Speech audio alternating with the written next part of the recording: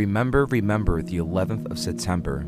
A man once said, "The men who create power make an indispensable contribution to the nation's greatness, but the men who question power make a contribution just as indispensable, especially when that questioning is disinterested, for they determine whether we use power or power uses us." So much has happened ever since 9/11 came and passed. Let's recap, shall we?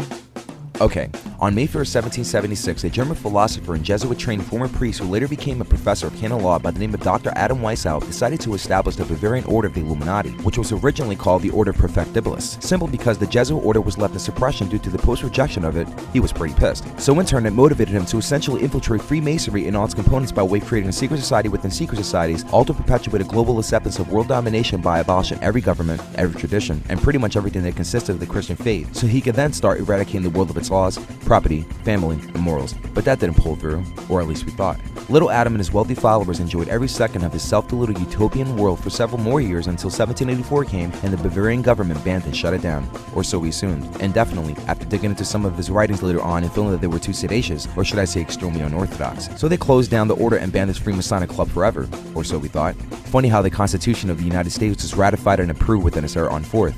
Read it. Awesome material. Couldn't live a day without it. So, wars were fought, contracts were made, revolutions were instigated and funded from both sides from the likes of the Rothschild banking cartel, and out of nowhere Freemasonry was gradually put back on the map, celebrating in secret to their Most High, the supreme architect of the universe. Most Freemasons in today's age refuse to acknowledge this fact. Guess it's what comes with the territory when you are kept ignorant to the idea, as Albert Pike states in Morals and Dogma. Crazy book. Read it entirely. Good luck. But the question still remains, who are the Illuminati? And who is the supreme architect of the universe? In one answer, the Illuminati are an extremely powerful select group of men from all levels of global influence around the world who work in the shadows of authority, consequently manifested through the occult practice of Freemasonry, which is an internal secret organization comprised of initiated newcomers, aspiring elite university grads, presidents, lawyers, judges, celebrities, professionals from all entertainment and academic practice, and wealthy billionaire men in key positions of political power who come from royal families such as the Rothschilds, the Reynolds, the Disneys, and many, many more.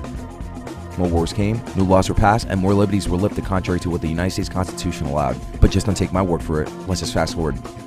Abraham Lincoln proclaimed to stick by his guns, and he sure did. He wanted to allow every American to gain sovereignty and consequently abolish the monetary system and the way it was conducting itself at the time. But the elite weren't having it. So on April 14, 1865, he was assassinated on the spot, but corrupted history states otherwise. We love you all.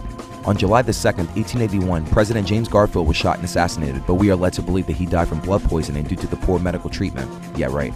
Fast forward a century. The United States Treasury held its weight until America plunged into a national debt that was so great they had to create an artificial universe of fake entities, people being recognized as nothing more than corporations, which in turn gave birth to the invisible digital straw man. He is on your social security card and is worth billions on your very own birth certificate and happens to be a stock on Wall Street. He is a name that is always printed in all capital letters on every presentment, bills, school loans, and essentially attached to every debt you owe.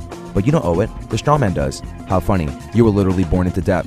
Talk about trade, huh? This is the corporate you. On December 23rd, 1913, numbers. Congress passed a bill which allowed for the Federal Reserve System to consequently create money out of thin air and attach a slave wage and interest rate in conjunction to the debt that was originally stuck to the loan that was already circulating in the national debt that was already being paid off with another debt that was never even really paid off. Why? Because you can never pay off a debt with more debt. Simple? Got it? Good. The American dollar, which was originally backed by gold and silver, was now backed by nothing. Literally nothing. Oh wait, it's backed by the American people. Wait, that doesn't make any sense. Oh yeah. The straw man. The Fed swept the US Treasury under the black carpet. Go figure.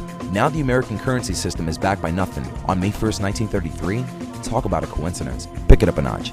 On December 7th, 1941, 353 Japanese fighters, bombers, and torpedo planes in two waves came and devoured 8 U.S. Navy battleships, killing 2,402 Americans, and in this, the Pearl Harbor history is made. But not in the way the textbooks feed you. What am I talking about? Right. That war was instigated by self-absorbed royal families of bankers in order to create endless war that generates stupendous amounts of profit for the people at the very top. Gotta remember, more wars, more money. Go to war, keep it sustained. That's their motto. How did they do it? Use the media machine to perpetuate an image of a boogeyman so that one side can retaliate on the other and fabricate news stories from both ends to their opposing citizens from both countries in order to create more hatred against each other. This is starting to sound too familiar. Sadly enough, during World War II, when communism was really at its prime, a few years later between 1933 and 1945, under the financial aid of George Bush Sr.'s father, Prescott Bush, once Adolf Hitler came into German power by the Nazi regime, he implemented a genocide murdering 6 million European Jews, allegedly. Look it up yourself. For what purpose other than eradicating the Jewish people did the massacre have to happen? I have questions, lots of questions, lots of objective evidence to support that the Holocaust was strategically set up in this manner for a big agenda that influences our generation today.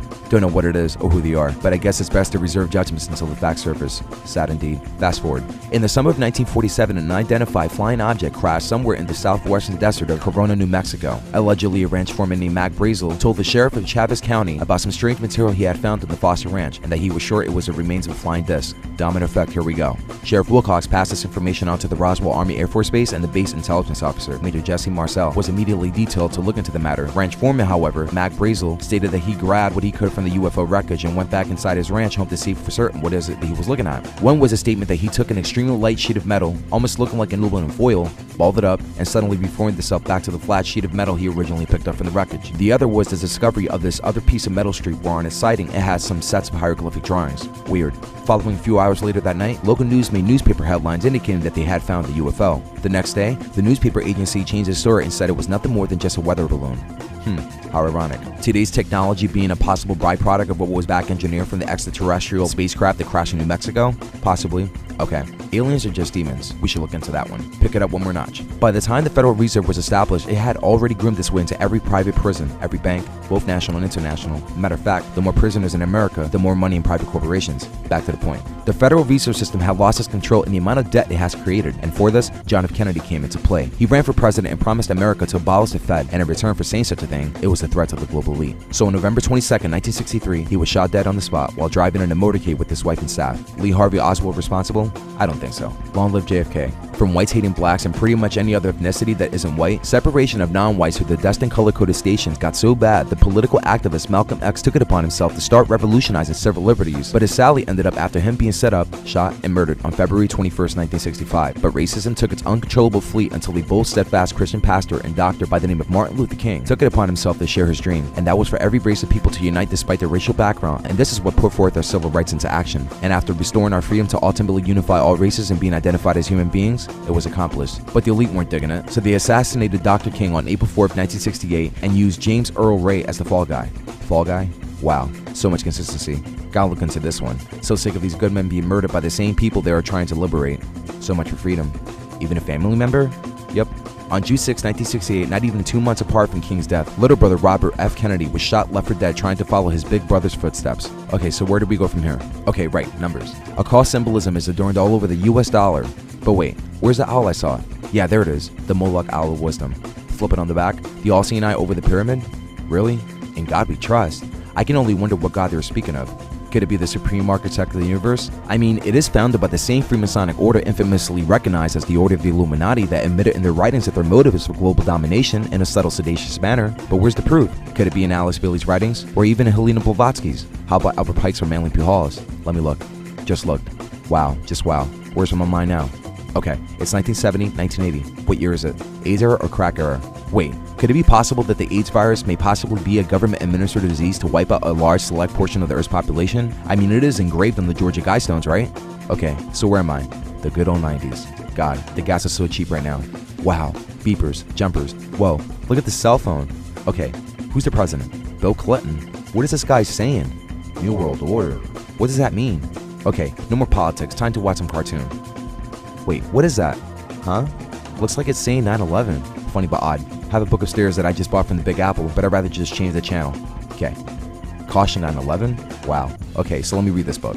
Quote, John Skillen was the head structural engineer for the World Trade Center. In a 1993 interview, Skillen stated that the towers were designed to withstand the impact and fires resulting from the collision of a large jetliner such as a Boeing 707 or a Douglas DC-8. Our analysis indicated that the biggest problem would be that the fact of all the fuel from the airplane would dump into the building. There would be a horrendous fire. A lot of people would be killed. The building structure would still be there. The buildings have been investigated and found to be safe in an assumed collision with the large jetliner, Boeing 707 DC-8, traveling at 600 miles per hour. Analysis indicates that such collision would result in only local damage which cannot cause collapse or substantial damage to the building and would not endanger the lives and safety of occupants not in the immediate area of impact. End quote.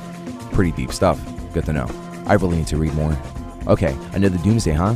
Y2K, really? Well, I'll just sit back and see myself. Wake up, big day today. Go to work. Finish work. Heading home and changing clothes. Head to the deli. Finish drinking. Needs to go bar hopping. It's already night. Happy New Year's. Love you too, Mom. Mom leaves. Now I'm sleeping from a long night of binge drinking my life away. Wake up. The alarm is so annoying. Now it's on the floor. Keeps going up, so I grab the heaviest thing I can grab within my reach with my eyes closed and throw it at the clock. Bullseye. Wake up later. Feel convicted from sinning, but continue to do it because the world is so much more fun. Go to work. Finish work. Meet with friends. Go to the deli. Grab beer. Play pool. Go outside for a smoke. Then buy more beer. Head back to the pool spot. Meet a girl. Go back outside for another smoke. Grab number. That number's in pocket. She leaves. Don't have a phone. Can't call her. Damn. Tried to crash in my friend's spot. He's telling me that he's embarrassed of me always asking him for money when I already have a job to make it. Tell him that he can't understand my situation. He tells me to leave, so I leave. Walk home. Trip every 4.5 feet 6 blocks to my apartment. Get to the door. Can't find keys. Look on the ground. Wow. The floor is spinning so fast and I'm not even moving. What's going on with my eyes? Whatever. Where on earth are the keys? Okay. Back pocket. There it is. Open. Go up 2 flights of stairs and trip on my own shoelace halfway up the staircase. Damn, that hurt. Finally home. Wake up. It's 2 o'clock in the afternoon. Aw man, what did I just do? I am so losing my job. Find change under the couch pillar. Go to payphone. Call work. Boss says you're fired. I stand in the middle of the street with such egotistical humiliation. Gotta go and get new friends. End up hooking up with bad friends. Sure, what is it? Okay, I'll give it a try. Man, that was good. Gotta get more of that stuff. Wow, already in jail. First time? Nah. Second time? Nah, it's a third, definitely. Get bailed out by mom. Says I can't move back in unless I get help. I say I'll do whatever it takes. She says prove it. Pack my bags. End up for 3 months in rehab. First month was boring and nauseating to the point I wanted to attempt mental suicide. Second month, now I'm really starting to understand this NA thing. Third month, now I finish intensive rehabilitation and I'm sitting in a circle filled with men singing Lean On Me by Bill Withers as they wish me their farewells. Love you guys. Get a job interview and land a gig as a cafeteria lunchmate serving food to a local college a few miles out. Wake up at 6 a.m. Head to work. Now I'm working. Now I'm on break. Feeling good but at the same time kind of odd. Very weird. Meet a couple of cool Christian men for the first time that started discussing the Holy Bible. Don't know why. Didn't want to hear it. I was shown a passage from one of them. They opened up the King James Bible. Look around to see if anyone saw me talking to them. No one's there, so I listened. Guy opens up the Gospel of Mark and goes to chapter 13 verse 32 and reads, But of that day and that hour knoweth no man, no, not the angels which are in heaven, neither the Son, but the Father. It's 10 minutes before break is finished. Really stressed, yet for some odd reason feeling spiritually refreshed and at peace. Can't tell anyone. Still don't know why. Clock back in. Go to kitchen. Head chef asked me to get more knives from dishwashing machine. You got it, boss. Don't call me boss. Okay. Grab chef's tools, pass by 4 stoves, and 2 head supervisors are looking up with tears in their eyes. Entire building is quiet. What's going on? Supervisor tells me to put up the TV's volume. Plane just hit. I stop. I stare. I listen. Replay. A commercial airplane slams into the World Trade Center Twin Towers. News keeps repeating the name Osama bin Laden every 3 minutes. It's getting annoying. Doesn't make sense at all. The other tower's already in flames? What on earth is going on? It's a terrorist attack. Osama bin Laden. Responsible? 19 hijackers. Box cutters? What the heck? Al-Qaeda. Screens of images visually perpetuating everything that I learned, but on a subconscious level?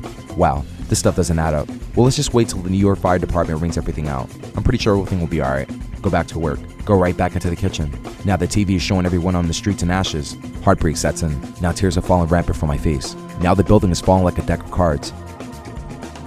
One subconscious assumption, controlled demolition. But I couldn't tell any different. Or did I? Finished work. Heading home. Now families from all walks of life are standing and sitting in the middle of the streets crying, hugging, fighting, shouting, calling the kids, calling their fathers, their mothers, their cousins, their aunts, their uncles, literally their entire family. Can't speak, refuse to speak with anyone. Watch TV, watch more TV, and more TV. Then get a call from work saying that the work is going to shut down its company for a week until Homeland Security gives them the green light to open back up. Something wasn't adding up. Go back upstairs and start reading the last page from where I left off in the WTC manifesto. Done reading. Go back online and look further. Go to a website that explores much more of what the WTC manifesto in light of the people who happen to be specialists in this matter. Go to the website. It reads, quote, a white paper released on February 3rd, 1964 states that the Twin Towers could have withstood impacts of jetliners traveling 600 miles per hour, a speed greater than the impact speed of the either jetliner used on 9/11, end quote.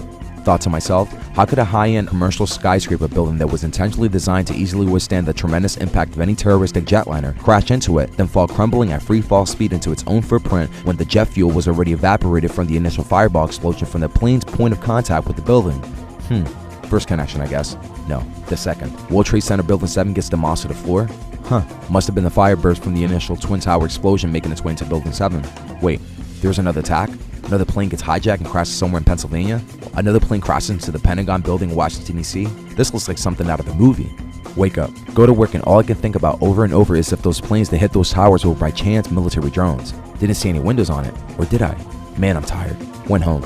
Wake up, go to work. And again home. Months go by. TV is on. On break, TV news lady says that the U.S. Department of Defense with Homeland Security has published a book called the 9/11 Commission Report, in which details everything that happened. Gotta go at it. Finish work. Go home. Take shower. Order the book. Work. 8 days go by. Open up mailbox. There it is. Go upstairs. Start reading. No mention of Building 7. This is not adding up. Live life. Years go by. Abandon TV and look for other dependable sources of real-time information in my spare time. Spare time now becomes every time. Okay, who's Alex Jones? He looks legit.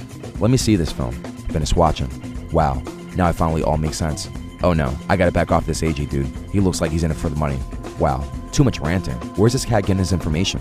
Never mind. No, you know what? I do mind. Why is it that men like Ken Hovind, Fritz Springmeier, and every other influential Christian activist who reveals this information is silenced? Yet here we have a syndicated radio host making millions claiming to be a devout Christian, meanwhile supporting the likes of New Agers such as David Icke among many others and revealing the very same plans of the global elite on a massive scale. Let's back off of this for a while. Go to my mom's. She's watching a show on History Channel called 2012 The Doomsday. She cries. What's wrong, Mom? We are doomed. No, we're not. Look at this passage in the Bible. Wow, thank you, Jesus. She cooks me food. I'm stuffed. Kisses me on my cheek and wishes me a good night. At home. Turn on TV and History Channel was playing a special on what happened on 9/11. I watched it. Didn't add up. Turn off TV.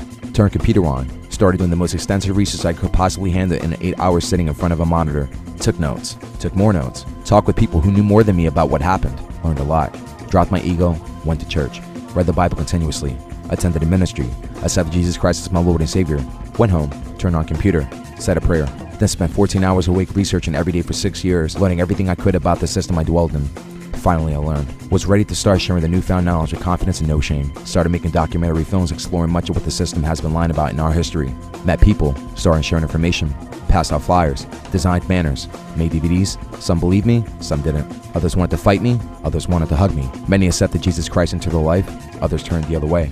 We prayed, we cried, we laughed, we saved, did the best I could with the information, but it doesn't stop here. There needs to be some justice. Just know, all that is necessary for the triumph of evil is that good men do nothing. People need to wake up and repent. Will you?